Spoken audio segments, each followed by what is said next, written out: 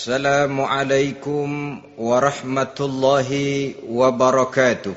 Waalaikumsalam warahmatullahi wabarakatuh. Bismillahirrahmanirrahim. Alhamdulillahi rabbil alamin. Wassalatu wassalamu ala ashrafil anbiya'i wal mursalin, Sayyidina wa maulana Muhammadin wa ala alihi wa ashabihil mujahidin at-tahirin. Amma ba'du, subhanaka la ilma lana illa ma 'allamtana innaka antal alimul hakim. La hawla wa la quwwata illa billahil aliyyil azim. Saudara-saudara kaum muslimin, terutama adik-adik para remaja dan pemuda yang saya cintai. Apabila seseorang akan membangun rumah, tentu saja dia akan mengadakan beberapa pilihan. Sejak dari memilih lokasi di mana rumah itu akan didirikan, sampai kepada menentukan bahan-bahan kualitas yang akan dipakainya, sampai kemudian kepada wujud dan bentuk rumah yang akan ditinggalinya. Demikianlah bahwa untuk membangun sebuah rumah yang hanya untuk menaungi kehidupan di dunia ini, kita mengadakan berbagai macam pilihan. Apalagi kalau kita akan membangun sebuah rumah tangga yang kita harapkan tidak hanya akan menaungi kehidupan di dunia ini, tidak hanya untuk kepentingan kita saja, tetapi juga untuk kepentingan anak cucu kita di belakang hari, termasuk sampai kepada hari akhirat nanti. Oleh karena itu, pada pertemuan kali ini, saya hanya ingin khusus berbicara kepada adik-adik remaja dan para pemuda, bagaimana sebaiknya memilih jodoh menurut ajaran agama Islam. Dalam Al-Quran, Allah Subhanahu wa ta'ala menjelaskan, Zuyyina linnasi hubbus syahawati minan nisa, bahwa manusia apapun jenisnya, asal dia bernama manusia, dihiasi dengan perasaan cinta kepada perempuan. Jadi sejak dahulunya secara fitrah laki-laki senang kepada perempuan, sebagaimana perempuan pun senang kepada laki-laki. Dihiasi rasa cinta ini dalam kehidupan manusia. Dan oleh karena adanya rasa cinta, berkembanglah segala macam persoalan. Sehingga seorang ahli cinta pernah berkata, cinta adalah 5 huruf yang membuat persoalan tidak akan pernah selesai. 5 huruf yang membuat persoalan tidak akan pernah selesai-selesai. Tetapi dalam kehidupan sehari-hari sering kita saksikan bahwa cinta ini bisa mendorong, memberikan motivasi yang baik, dan cinta ini pun bisa juga memberikan dorongan yang tidak baik. Oleh karenanya, apabila cinta itu ibarat setetes embun yang jatuh di bumi yang subur, akan tumbuhlah di atasnya aneka ragam bunga-bungaan yang harum semerbak, indah, mewangi, sedap dipandang orang, menebarkan rasa aman, damai, sentosa, dan begitu selanjutnya. Tapi jika cinta itu jatuh di hati yang gersang dan tandus, tidak ada yang akan dapat tumbuh di sana selain sirih memanjat batu, kuning daunnya, lemah gagangnya. Maka cinta yang semacam itu tidak akan memberikan dorongan positif kepada seseorang di dalam kehidupannya. Maka lebih dahulu kita akan membicarakan cinta dalam artian yang positif ini, untuk nanti sampai kepada perempuan yang bagaimana yang harus kita cintai, atau laki-laki yang bagaimana yang harus dicintai oleh seorang perempuan. Saudara hadirin yang saya hormati, cinta dalam artian yang positif, pertama, dia selalu mendatangkan keindahan. Yang kedua, cinta itu memberikan energi atau semangat untuk berjuang. Dan yang ketiga, cinta itu selalu membawa resiko dalam bentuk pengorbanan. Maka cinta yang positif pertama melahirkan keindahan. Disinilah orang memerlukan filter atau saringan. Sebab keindahan yang didasarkan karena cinta itu merupakan satu keindahan yang relatif saja. Boleh jadi karena indah orang jadi cinta, boleh juga jadi karena cinta segala sesuatu terasa jadi indah. Namun bagaimanapun juga, kalau hati sudah diliputi oleh rasa cinta, segalanya akan terasa menjadi indah. Cinta itu adalah keindahan. Yang kedua, cinta itu energi, melahirkan dorongan dan semangat. Yang lemah bisa menjadi kuat, yang takut bisa menjadi berani, yang jauh jadi terasa dekat. Itu semua karena dorongan cinta. Dan dari energi ini lahirlah yang ketiga, bahwa cinta adalah pengorbanan. Sehingga orang berkata, berani bercinta artinya harus berani berkorban. Takut berkorban, jangan bercinta. Kalau cinta ini kita salurkan kepada nilai-nilai agama umpamanya, yang pertama, cinta mendatangkan keindahan. Kita cinta kepada agama, maka apapun yang diperintahkan oleh agama akan terasa menjadi indah. Solat akan terasa menjadi indah. Puasa terasa menjadi indah. Zakat terasa menjadi indah. Jihad pun akan terasa menjadi indah. Persis kalau kita cinta kepada seorang gadis. Jika kita cinta kepada seorang gadis, apanya saja akan kelihatan menjadi indah. Jalannya terasa indah, lenggang-lenggoknya terasa indah, suaranya merdu padahal cemprengnya bukan main. Seluruhnya akan mendatangkan keindahan karena dasarnya sudah cinta. Cinta membawa kepada keindahan. Yang kedua, cinta itu melahirkan energi. Orang yang cinta kepada agama akan lahir tenaga dan semangatnya melaksanakan ibadah, melaksanakan puasa, melaksanakan zakat, melaksanakan solat, melaksanakan haji, bahkan melaksanakan jihad sekalipun. Cinta selamanya menimbulkan energi dan semangat. Sama saja dengan kita apabila jatuh cinta kepada seorang gadis, walaupun rumahnya jauh, katanya, gunung pun akan kudaki, lautan pun kuseberangi. Untuk apa itu? Untuk menemui apa yang kita cintai. Cinta selamanya melahirkan energi. Capek tidak terasa, lelah tidak terasa, semuanya tertutup oleh keindahan yang bernama cinta. Lalu yang ketiga, cinta membawa pengorbanan. Apabila kita cinta kepada agama, maka pengorbanan terhadap apapun yang diminta oleh agama, baik itu pengorbanan waktu, tenaga, pikiran, harta, bahkan pengorbanan nyawa sekalipun, kita tidak akan berat melaksanakannya karena cinta kita kepada agama yang kita anut ini. Demikian juga cinta kita kepada seorang perempuan akan membuat kita rela berkorban. Apapun yang dia minta, jangankan kita tidak mampu, kita tidak mampu sekalipun, kita masih berusaha untuk mampu guna memenuhi tuntutan si buah hati belahan jantung. Kadang-kadang malam minggu si doi ngajak nonton. Umpamanya duit tidak ada, gajian belum, kerja enggak. Timbullah inisiatif, entah sepatu kita jual ke tukang loa,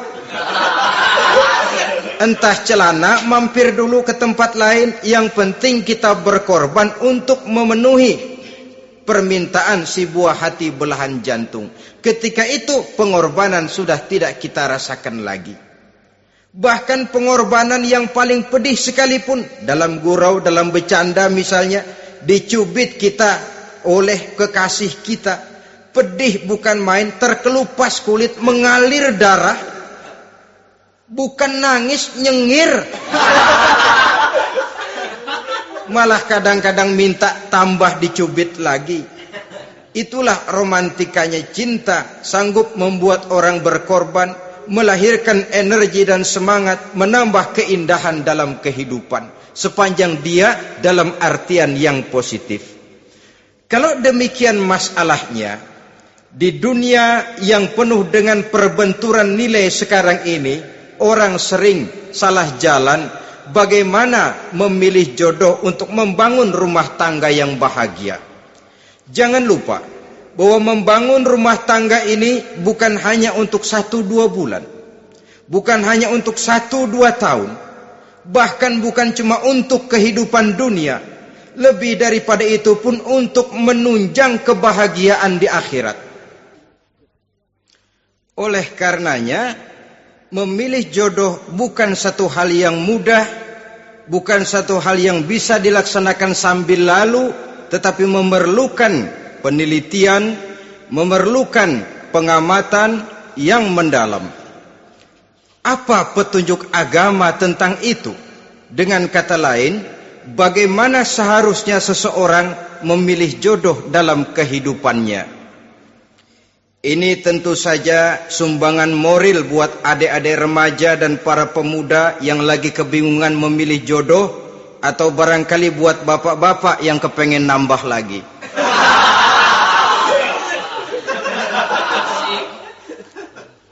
Mohon maaf kepada ibu-ibu, saya tidak menganjurkan, cuma ngajarin.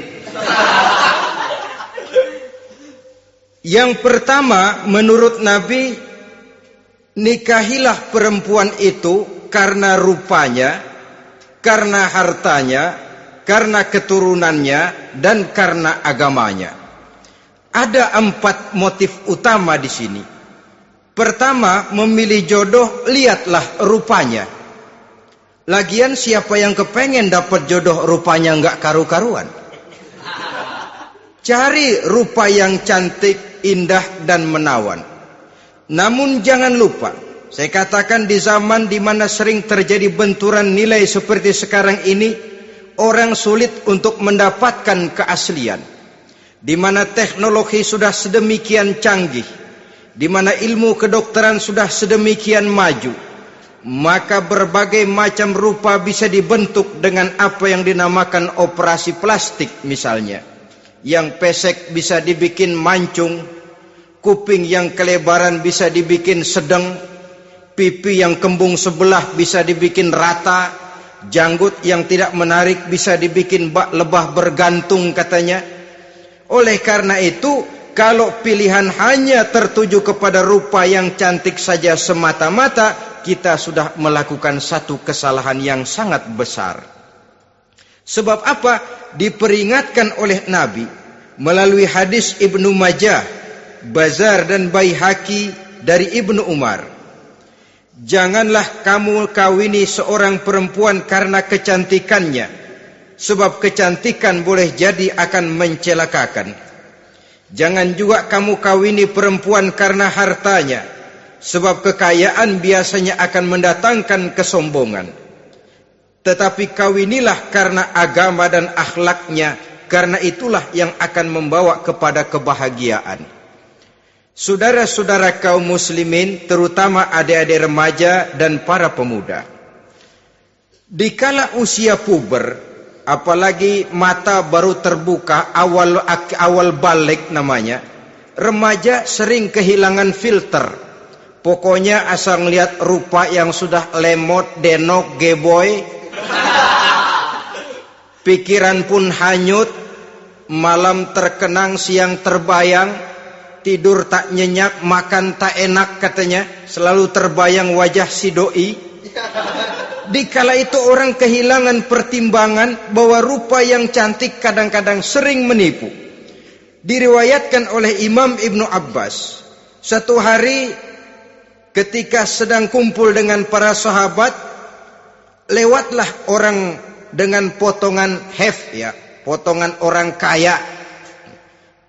Kelihatan kan, orang kaya sama orang miskin jalannya aja lain kan.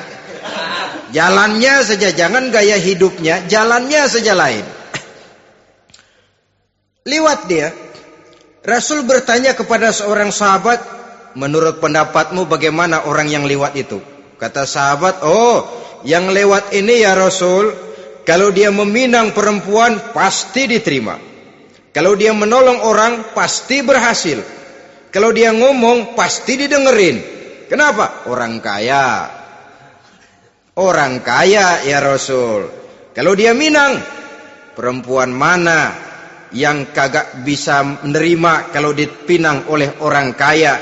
Biar mukanya udah belipet kayak dompet tanggung bulan. Kalau memang duitnya banyak, nggak kelihatan tuh muka yang belipet, yang kelihatan duit. Kalau dia nolong orang, pasti berhasil apa yang dia tolong itu. Kalau dia ngomong, pasti didengerin orang, walaupun omongannya biasa-biasa saja. Kenapa? Orang lihat penampilannya.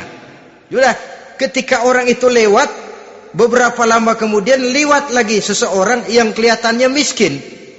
Rasul tanya lagi, kalau orang ini bagaimana pendapat kamu? Wah, potongan begini sih Rasul. Kalau dia minang, orang tolak. Siapa yang mau kawin sama kere begini?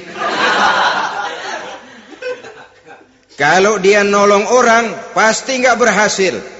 Kalau dia ngomong, kagak bakalan ada yang mau dengerin. Siapa yang mau dengerin orang susah ngomong? Setelah orang itu lewat, apa kata Rasul? Orang yang terakhir, yang lewat ini, yang barusan lewat, jauh lebih baik dari yang pertama yang lewat tadi. Jauh lebih baik. Maksud dari ucapan ini, Rasul sebenarnya mendidik para sahabat jangan tertipu oleh penampilan. Sebab penampilan tidak selamanya mencerminkan keaslian. Apalagi di zaman sekarang, salon di mana-mana bejibun. Alis mata bisa dibikin, pipi bisa dicat. Yang pinggir kuning, yang tengah merah, di sebelah merah ada yang kehitam-hitaman, persis orang kepentok tiang listrik.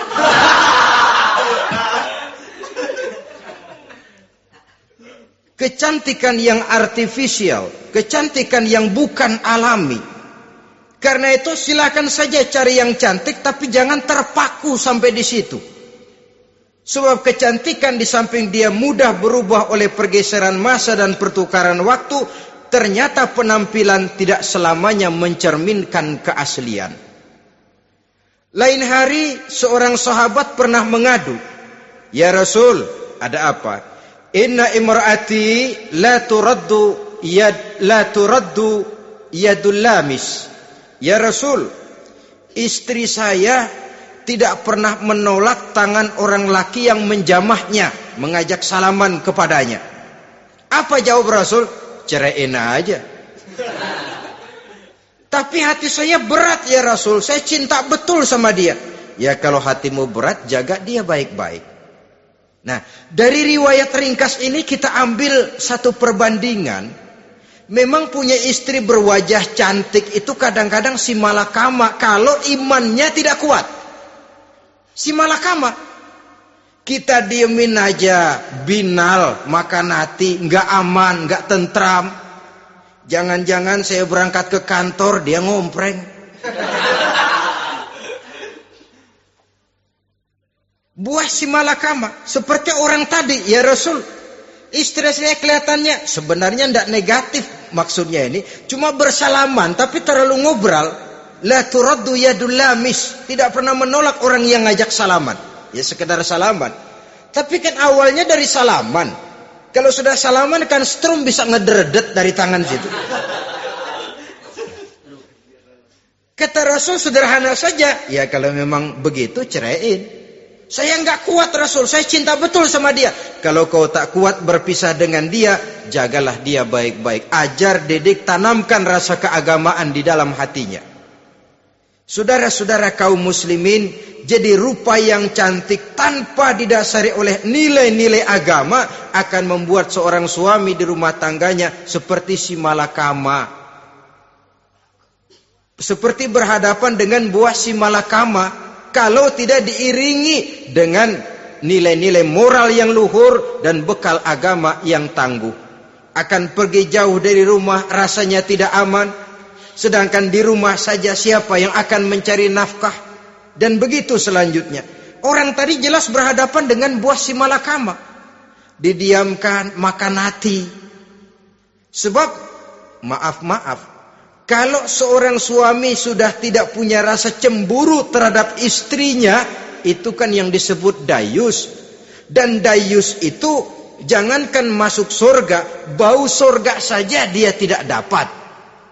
Tapi cemburu dalam artian bukan cemburu buta, cemburu dalam artian yang wajar. Dia cemburu, akan dikerasi takut kalau istrinya minta cerai, sedangkan dia cintanya sudah kadung medok bener. Si malakama jadinya. Nah, ini juga satu riwayat yang memberikan gambaran kepada kita. Pilihan, silakan cari rupa yang cantik saja. Cari yang cantik. Tapi kalau itu dijadikan motif utama tanpa dasar-dasar agama, saya khawatir nanti rumah tangga kita akan berhadapan dengan buah si malakama. Jadi adik-adik remaja, usaha, ikhtiar, cari yang cantik, yang kira-kira nggak membosenin, supaya kita betah tinggal di rumah, supaya kita merasa ada tempat berbagi rasa, ada tempat kita bernaung. Sebab kalau nyari bini sebini-bininya mah, ya jodoh di tangan Tuhan, kagak usah nyari juga ntar datang diri umpamanya. Iya, kalau yang datang peot. Orang harus berusaha, walaupun pada akhirnya jodoh toh memang ditentukan Allah. Kan 3 hal yang kita tidak bisa menentukan itu katanya. Maut, rezeki, jodoh. Itu yang masuk mysterious problem. Problem yang misterius. Maut, misterius. Kapan kita mati, kita sendiri tidak tahu. Tahun depan, 50 tahun lagi, 100 tahun lagi, tidak pernah seorang pun diberitahu. Tapi yang pasti dia bakal datang. Kapan dan di mananya, kita tidak tahu. Bisa di rumah, bisa di masjid, ya alhamdulillah. Bisa di majelis taklim, syukur. Bisa di medan perang membela agama, bagus. Pasti dia akan datang. Maut, mysterious problem. Sesuatu yang kita tidak tahu kapan datangnya. Rezeki, gitu juga. Sehingga orang sering bilang, rezeki katanya kayak bayangan. Kita uber-uber, dia lari. Kita diam, dia mah diam. Setengah mati kita uber-uber. Emang ukuran segitu, segitu aja. Begitu kita nggak ngapa-ngapain, datang yang bawain rezeki. Namanya rezeki itu mysterious problem. Kadang-kadang ngobek, sungsang, sumbul, udah segala tanah orang kita ukur-ukurin. Udah segala ngomong sudah nggak ada yang loh, tuh sudah buta. Tapi memang bayangan, kalau belum rezeki ya belum. Kadang-kadang nyari kode sampai tidur di kuburan. Belepotan tanah kuburan loh. Yang aneh lagi kadang-kadang orang gila ditanyain. Allahu Akbar, ini kode-kode zaman sekarang ini. Sampai orang waras nanyain orang gila, itu gimana itu? Ini sudah efek yang betul-betul negatif. Sudah jelas orang gila kok ditanya. Apa kira-kira yang nanya nggak lebih gila dari yang gila itu?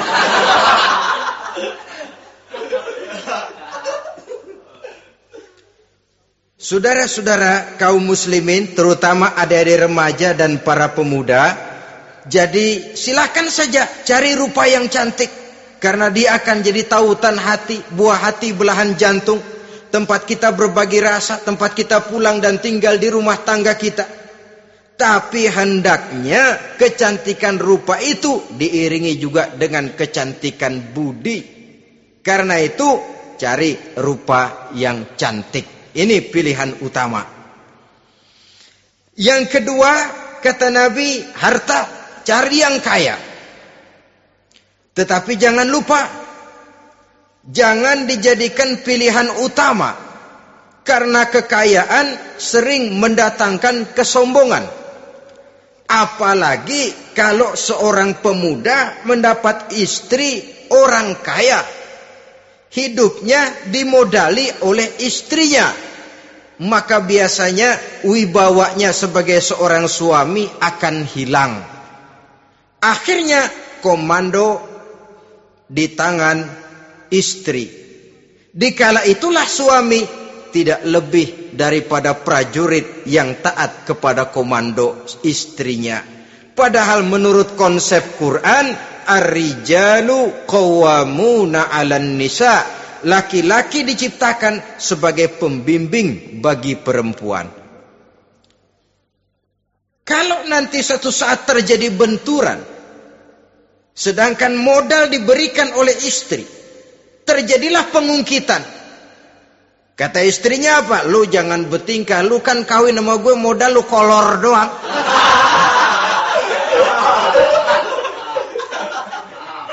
Kalau sekarang bertingkah silakan keluar rumah. Bawa seperti engkau datang dulu, jangan bawa apa-apa. Pergilah seperti engkau datang dulu kemari. Hilanglah wibawa seorang suami. Suami kalau udah digentak sama istri begitu, ngelempuruk kayak ayam sampar. Di mana lagi letak wibawanya? Harta sering mendatangkan kesombongan. Oleh karena itu, walaupun diperintahkan cari yang keturunan orang kaya, tapi maksudnya jangan dompleng. Sebab kepribadian seorang suami akan ditentukan oleh sifatnya sendiri. Keberadaannya ditentukan oleh karya dan perbuatannya sendiri.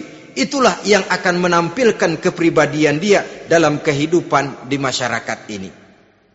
Saudara-saudara kaum muslimin, terutama adik-adik remaja dan para pemuda, kan kadang-kadang di zaman sekarang kan kelas-kelas gigolo, playboy ya, nyari tante-tante kesepian, mejeng-mejeng di pinggir-pinggir jalan dengan harapan apa? Ya barter lah, tukar tambah, nah, supaya dapat rokok, dibelikan pakaian, motor dan sebagainya.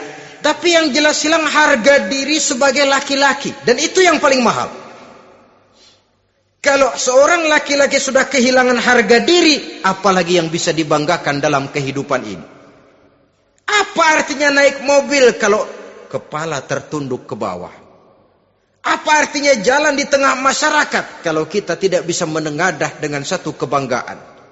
Hilangnya harga diri merupakan kehancuran awal dari sebuah pribadi yang untuk jangka panjang kita tidak akan bisa lagi berbuat banyak. Tanpa harta orang memang sulit untuk bahagia, tapi harta semata-mata bukan merupakan jaminan bahwa orang lantas akan bahagia. Saya barangkali harus berkata, banyak orang miskin yang kaya, tapi tidak sedikit orang kaya yang miskin. Saya ulangi ini, banyak orang miskin yang kaya, tetapi tidak sedikit orang kaya yang miskin. Nah, bagaimana pengertiannya? Orang miskin yang kaya, materinya sederhana, peralatan rumah tangganya sederhana, tapi hatinya kaya. Oleh karena hatinya kaya, jiwanya lapang. Sebaliknya, orang kaya yang miskin, di tengah kelimpahan materi yang berlimpah, segalanya serba ada, hatinya yang miskin. Kelimpahan materi tidak akan sanggup mengobati kemiskinan hatinya. Sehingga di tengah kehidupan yang serba ada, dia masih merasa kurang, maka dia tidak pernah cukup. Di tengah kemilauan dan gemerlapan serta glamornya rumah mewah, dia merasa hidup di tengah gurun pasir yang gersang dan tandus. Karena itu, biarlah miskin harta tapi kaya budi, daripada kaya harta tapi miskin budi. Lebih utama lagi, kaya harta, kaya budi. Itu idealnya. Dasar pilihan ketiga sesudah rupa dan harta menurut Nabi, keluarga. Faktor keturunan sangat menentukan. Pepatah mengatakan buah apel akan jatuh tidak terlalu jauh dari pohonnya. Biasanya kalau bapak kalong, anak kampret. Bapak nyolong, anak nyopet. Itu fotokopi. Saudara-saudara, sungguh pun demikian, faktor keluarga bukan merupakan yang paling dominan, karena segalanya memang bergantung kepada hidayah dari Allah Subhanahu wa ta'ala. Kalau hidayah datang, bisa saja anak maling bisa jadi kiai. Kalau hidayah datang, bisa saja anak nabi malah ikut bersama orang-orang kafir.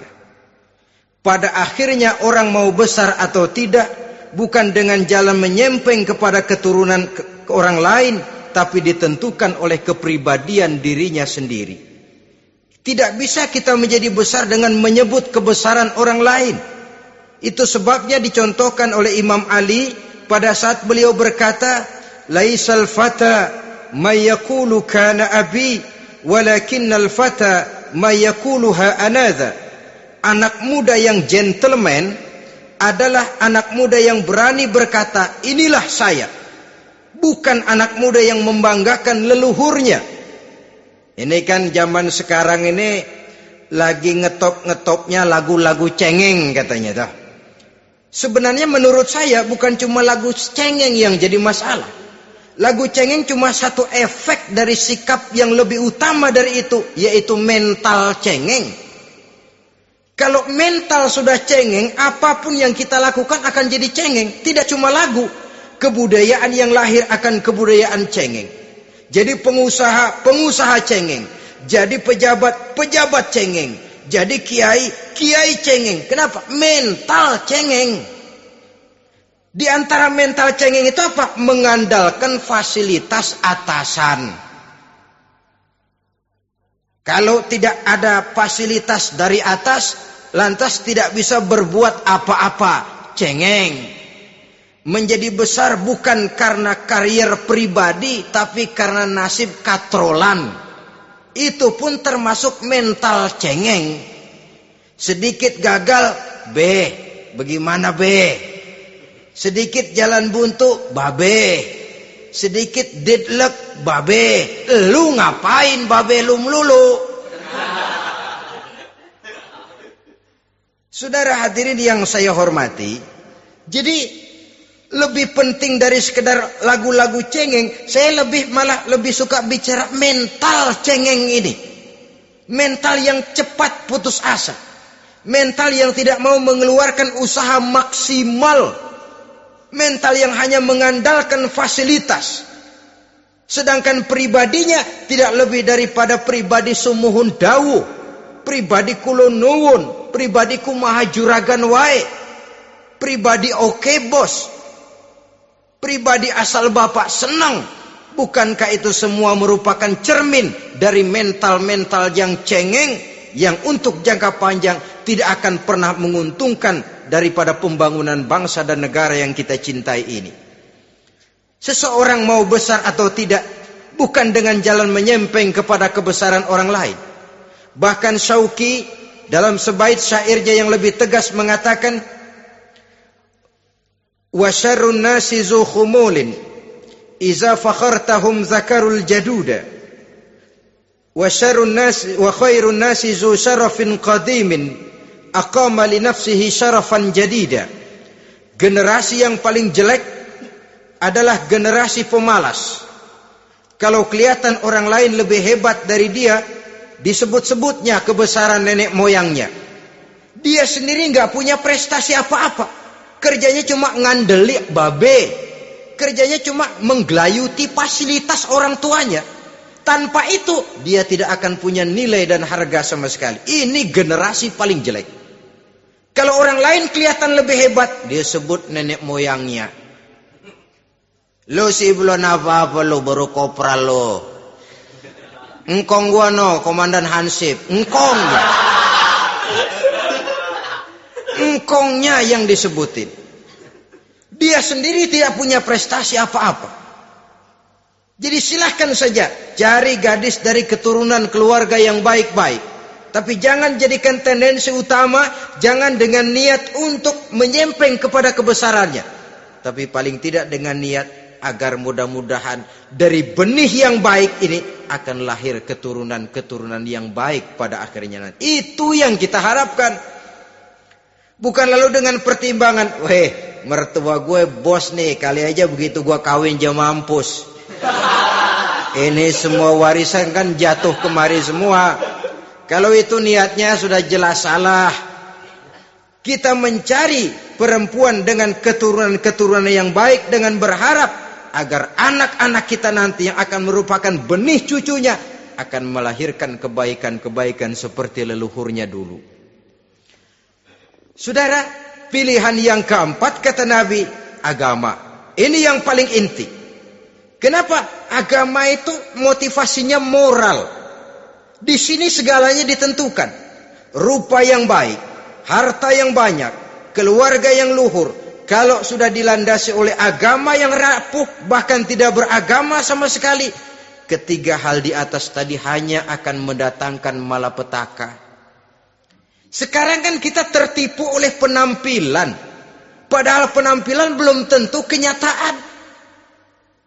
Di jalan-jalan kita akan lebih terpesona melihat gadis pakai miniskirt di atas lutut ketimbang kita melihat gadis-gadis yang pakai jilbab.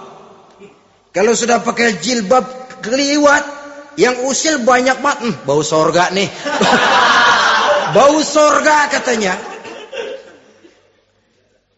Tapi kalau sudah yang pakai miniskirt itu yang lewat, itu dari ujung ke ujung mata kagak mau kedip. Laler nemplok di mata kagak dirasain.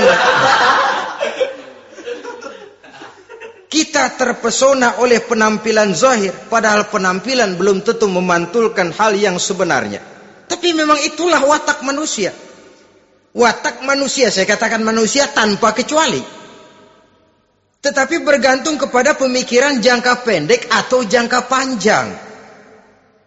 Kalau jangka panjang yang kita pikirkan, ya tentu kita tidak akan mudah terpesona oleh hal yang zahir. Sampai-sampai Quran sendiri mengatakan budak yang hitam legam tapi beriman itu lebih baik daripada orang-orang musyrik walaupun cantik, denok, lemot, geboy. Ada lagi nggak bahasa yang lebih dari itu? Cantik, denok, lemot, geboy, bahenol, nerkom. Tapi kafir masih lebih baik budak yang hitam legam sekalipun. Kalau dia beriman. Kenapa? Rumah tangga untuk jangka panjang.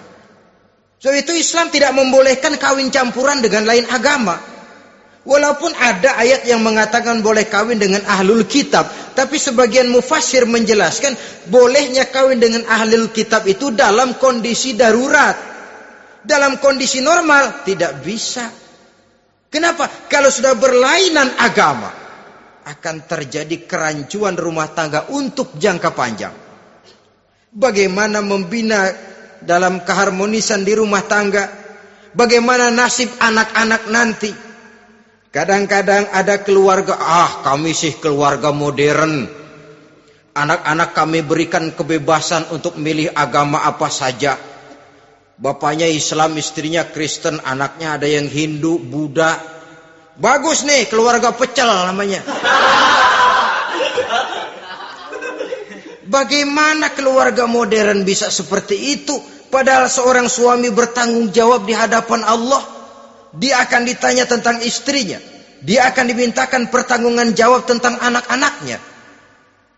Kalau istri kita berlainan agama, mungkin terjadi pengkaplingan. Pokoknya kalau anak perempuan ikut ibu, anak laki ikut bapak. Administrasi dunia bisa begitu. Tapi akhirat, pertanggungan jawab di hadapan Allah. Bisakah kita? Sorry aja Tuhan emang janjinya begini.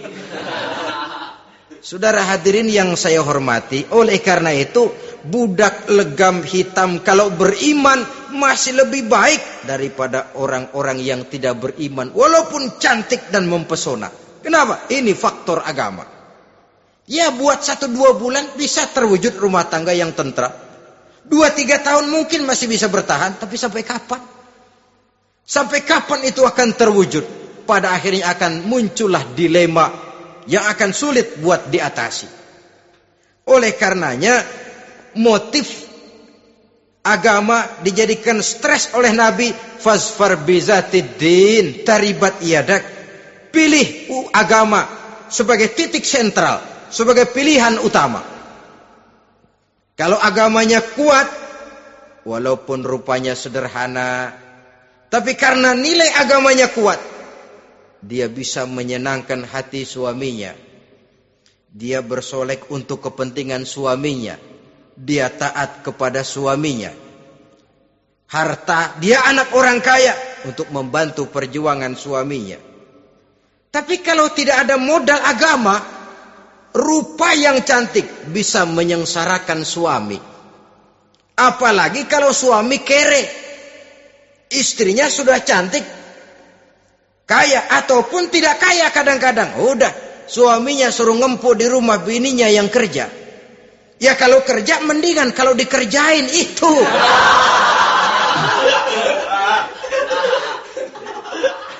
Itu yang repot. Saudara hadirin yang saya hormati, dan ini bukan 1-2 kasus. Alangkah malangnya kalau sudah terkena hal seperti itu. Akhirnya seperti pengaduan sahabat kepada Rasul tadi. Mau diceraiin, cinta saya udah medok benar Rasul. Enggak diceraiin, hati saya ngebet, pegel. Si malakama akhirnya. Jadi oleh karenanya agama.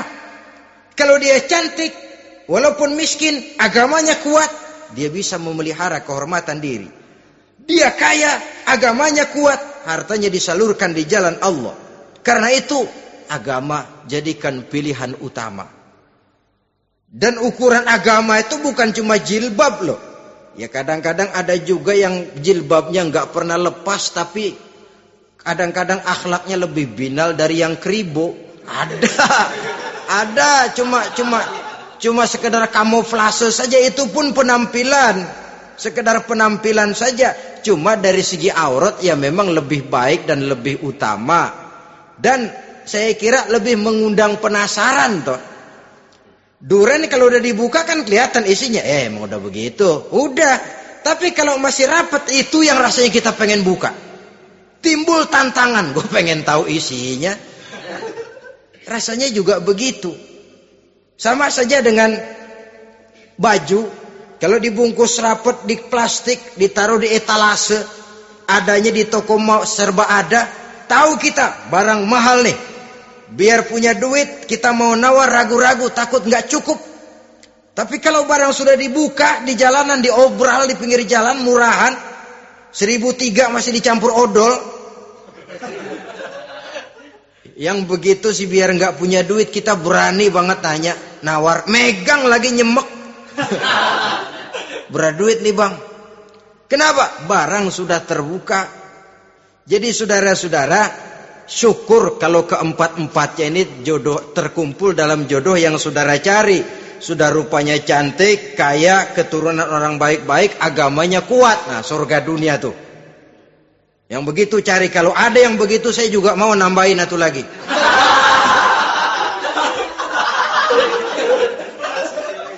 Tapi yang kumpul keempat-empatnya ini terus terang saja langka. Makhluk langka ini. Kadang-kadang cantik, kaya, keluarganya hebat, agamanya nol, akhlaknya kayak setan. Tapi yang paling celaka kalau empat-empatnya kagak ada.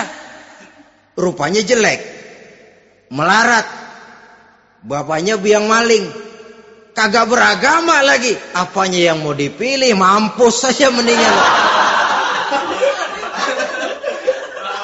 Sudah nggak ada pilihan sama sekali tuh. Sudah nggak ada pilihan sama sekali.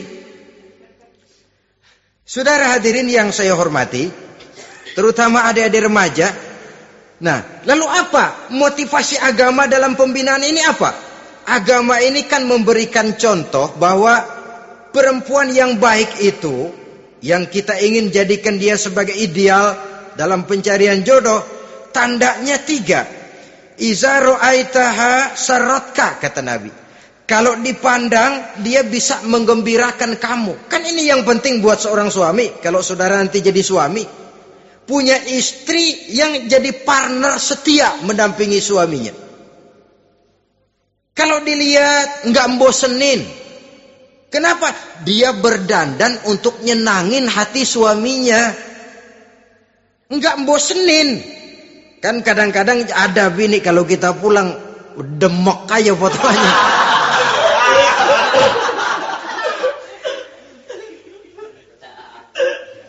Ini yang bikin suami enggak betah di rumah ini kan yang begini.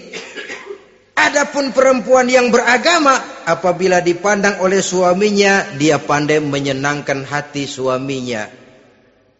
Andai kata suaminya dalam kesulitan, dia tidak menambah beban kesulitan.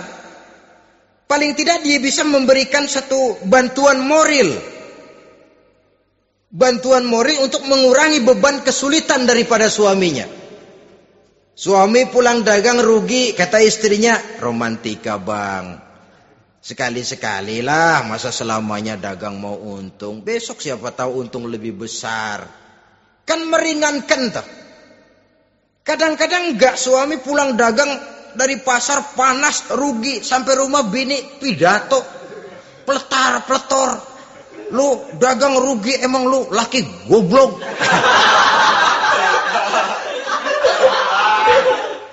Sudahlah di pasar rugi, di rumah digoblok-goblokin. Ini nanti kena penyakit broken home yang begini ini. Padahal kesuksesan di kantor, kesuksesan di pasar, kesuksesan di medan tugas selalu dimulai dari kesuksesan dan ketenangan dari rumah tangga.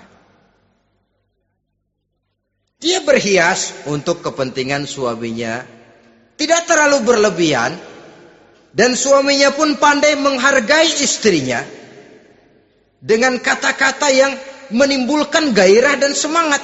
Melihat istrinya bersorak, kamu makin cantik saja. Jangan juga kadang-kadang suami ketus.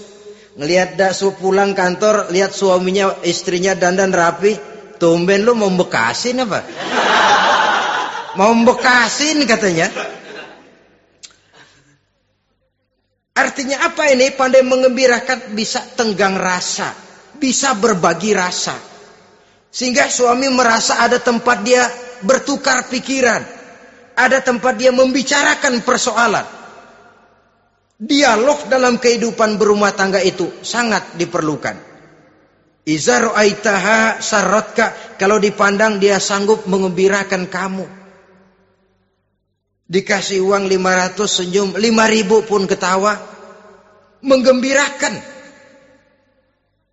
Dia bisa taruh kata hatinya kesel, tapi mulutnya senyum.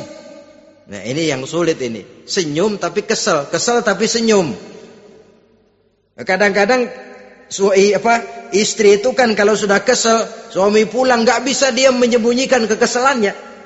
Dari jauh suami sudah lihat ini yang nyambut, ini bemo ini. Udah monyong serem.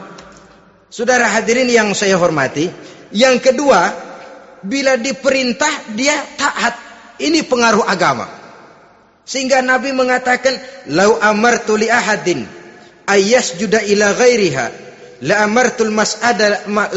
amartul mar'ata litasjuda ila zawjiha likibari haqqihi 'alaiha."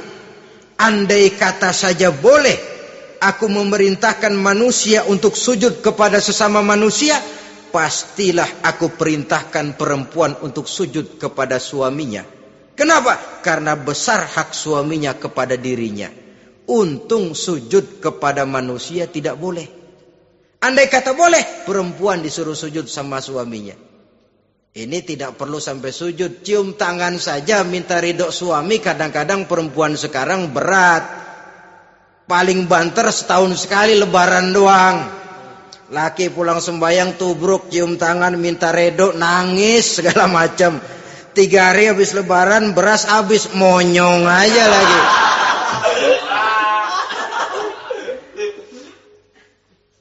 Saudara hadirin yang saya hormati, yang ketiga, akibat pengaruh agama, dia sanggup memelihara kehormatan diri dan sanggup menjaga harta suaminya. Memelihara kehormatan diri baik pada saat suaminya di rumah atau pada saat suaminya tidak ada di rumah. Satu riwayat, seorang sahabat akan pergi perang jihad di fi sabilillah. Ketika mau berangkat dia bilang kepada istrinya, saya mau berangkat perang. Kalau saya belum pulang kamu jangan keluar rumah. Baik bang. Pergi istrinya, pergi suaminya jihad. 1 minggu, 2 minggu berlalu, belum juga pulang. Satu hari datang utusan dari rumah orang tua si istri ini. Assalamualaikum bu. Waalaikumsalam. Ada apa? Ada berita kurang enak bu. Orang tua ibu sakit parah. Mohon tolong ditengokin. Apa kata si istri? Maaf saja, suami saya belum pulang dari medan perang. Saya belum dapat izin keluar rumah kalau dia belum pulang. Tolong sampaikan maaf saya kepada orang tuanya. Pulanglah utusan tadi. Besok balik lagi. Bu, ada apa? Udah Senin Kemis. Napasnya sudah sampai tenggorokan. Tolong tengokin buat terakhir kalinya bu. Suami saya belum pulang. Dia pesan kalau dia belum pulang saya jangan keluar rumah. Saya nggak bisa tengokin orang tua saya. Salam maaf saja. Pulang utusan itu. Besok balik lagi. Bagaimana? Sudah meninggal bu. Mau dikubur. Tengokinlah buat terakhir kalinya. Suami saya belum pulang. Saya belum berani keluar rumah kalau suami saya belum pulang. Itu janji saya sama suami saya. Pulanglah utusan ini ngadu kepada Rasulullah sallallahu alaihi wasallam. Ya Rasul, ini perempuan kelewatan benar. Dari orang tuanya sakit sampai sekarat, sampai mati, sampai dikuburin dia nggak nengokin. Memangnya kenapa? Suaminya katanya pergi jihad dan suaminya tidak mengizinkan dia keluar rumah kalau si suami belum pulang. Apa jawab Rasul? Marahkah beliau? Tidak, beliau senyum. Apa katanya? Dosa orang tua yang meninggal ini telah diampuni oleh Allah karena dia punya anak perempuan yang begitu taat kepada suaminya. Allahu Akbar. Dosa orang tua yang sudah meninggal itu diampuni oleh Allah karena dia punya anak perempuan yang begitu taat kepada suaminya. Ketaatannya kepada suaminya menyebabkan dosa orang tuanya diampuni oleh Allah Subhanahu wa taala. Suami pergi jihad, orang tua sakit keras, tidak berani dia keluar rumah. Itu tandanya bisa menjaga kehormatan diri. Kalaupun satu saat suaminya manggil, bu, tolong ambilin uang di dompet. Dompetnya dibawa, bang, ambil saja sendirilah, nanti salah ambil lagi saya. Kadang-kadang enggak, suaminya pergi mandi, dompet berantakan. Saudara hadirin yang saya hormati, ini motivasi agama. Jadi kecantikan zahir yang diimbangi dengan kecantikan batin oleh karena pengaruh agama tadi. Kalau sudah kemari, orang tidak perlu mikir-mikir operasi plastik, bikin yang pesek jadi mancung supaya orang tertarik, bikin belakang yang kurus jadi menarik. Tidak. Orang tidak perlu lagi pakai susuk-susukan, dipasang di bibir supaya kalau senyum orang gempor, supaya kalau ngomong orang percaya, dipakai di kuping supaya macam-macam. Tidak perlu lagi pakai jompa-jampe, pelet-peletan supaya kalau diludahin orang ngikut. Enggak perlu lagi. Kenapa? Cinta itu nature, sesuatu yang alamiah, yang tidak bisa dipaksakan. Dia kudrati, karunia dari Allah. Tidak bisa cinta dipaksakan. Kalaupun bisa, dengan ilmu pelet, oh saudara bisa membuat orang jatuh cinta, ya 2-3 hari, 4-50 hari. Kesananya, apa yang akan terjadi? Kelanggengan tidak akan pernah terwujudkan. Kenapa? Keterpaksaan yang akan timbul. Dalam kondisi semacam itu, rumah tangga tidak akan mengalami ketenangan dan ketentraman. Jadi biarkan cinta berjalan secara alamiah, karena dia memang alamiah. Saudara-saudara, nah sekarang kalau sudah ketemu nih, yang 4 tadi, rupa cantik, keturunan boleh, kaya lumayan, agama kuat. Apa yang harus kita cari? Apa yang harus kita lakukan? Apa pakai pepatah anak sekarang? Aku lihat, aku pikat, aku dapat, aku sikat, aku minggat. Bangsat.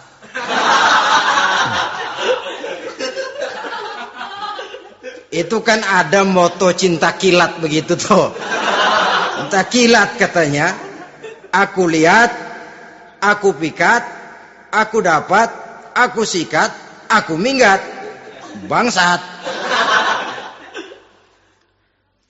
Atau kita harus hanyut dalam arus free love, free sex, summon living, eksperimen dulu? Tidak. Islam mengajurkan kalau memang seret, ini rasanya ini nih, mantap gue nih. Apa yang diajarkan oleh Islam selanjutnya? Meminang, saudara-saudara. Meminang adalah langkah awal untuk mengikat tali pernikahan. Diizinkan meminang, dan di dalam meminang pun diizinkan untuk melihat.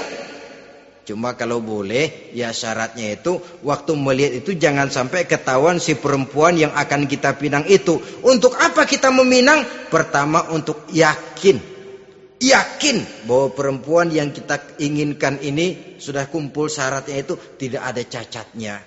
Yang kedua, untuk memperkuat tekad hidup berumah tangga, diperlukan meminang. Adapun adat itu berbeda. Tapi bahwa konsep meminang itu dalam Islam ada, itu jelas. Ya kalau mesti bawa pisang raja, pakai roti buaya, pakai martabak segede ban mobil truk segala macam, itu adat saja, ya. Tapi yang real meminang itu ada dalam Islam. Nah, bagaimana adab meminang? Setelah kita tahu anak ini cantiknya ya, keturunan baik, ya kekayaannya lumayan, agamanya kuat, pinanglah dia. Caranya boleh lihat langsung. Lihat langsung kalau bisa tanpa setahu si perempuan. Dan batas yang boleh dilihat itu muka dan tangan. Itu saja. Jadi jangan gerusak. Minta permisi Pak, saya mau ngelihat anak bapak seutuhnya. Soalnya buat saya ini nanti. Apanya aja dibedolin, jangan. Kira-kira yang boleh itu muka sama tangan. Andai kata kita risih, sebab nanti kalau nggak jadi akan jadi timbul rasa malu dan si perempuan juga kasihan. Boleh mengutus perempuan yang kita percaya. Coba kau ke sana, lihat kondisinya yang sebenarnya bagaimana. Kalau ngelihat dari jauh sih utuh, siapa tahu nanti tangannya kurang sebelah. Coba lihat sana. Saudara-saudara, kemudian boleh juga ditanyakan kepada orang tuanya. Dan dalam hal ini orang tua si gadis tidak boleh menyembunyikan aib atau cacat yang dimiliki oleh anaknya. Dia harus menceritakan apa adanya, sampai pun kekurangan anaknya yang paling kecil sekalipun. Sebab apa? Jangan sampai istilah pepatah beli kucing dalam karung. Kedengeran suaranya doang meong-meong, begitu dibuka tuh kucing gempor sebelah kakinya nggak ada. Kan tentu kita tidak kepengen kecewa di belakang hari. Itulah perlunya meminang sebagai jembatan untuk menuju kepada pernikahan. Nah, dengan demikian kalau sudah usaha meminang ini dilaksanakan, jangan merasa sudah setengah resmi. Ini yang kadang-kadang jadi penyakit. Malah sesudah meminang harus masing-masing lebih menjaga diri, menjaga kehormatan, menjaga pergaulan. Kenapa? Agar saat memasuki jenjang pernikahan nanti merupakan jenjang yang sangat ditunggu-tunggu. Ada rasa keinginan tahu. Kalau tidak, ya udah biasa, nggak giroh lagi ngadepin perkawinan. Kenapa? Kemarin-kemarin gue udah cobain. Hilang gairah lagi. Sebab itu kalau sudah meminang, jangan merasa sudah setengah halal.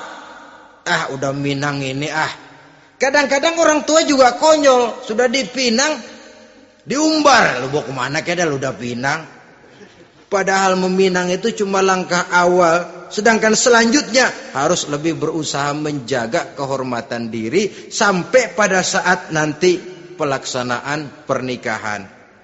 Nah, saudara-saudara, terutama adik-adik remaja dan para pemuda, walaupun agak sekilas memang karena terbatasnya waktu pada pertemuan ini, mudah-mudahan bisa memberikan gambaran yang sepintas tentang bagaimana sebaiknya kita memilih jodoh di dalam membina rumah tangga yang bahagia. Semoga ada manfaatnya. Terima kasih atas segala perhatian. Mohon maaf atas segala kekurangan. Usikum wa nafsi bitaqwallah. Wassalamualaikum warahmatullahi wabarakatuh.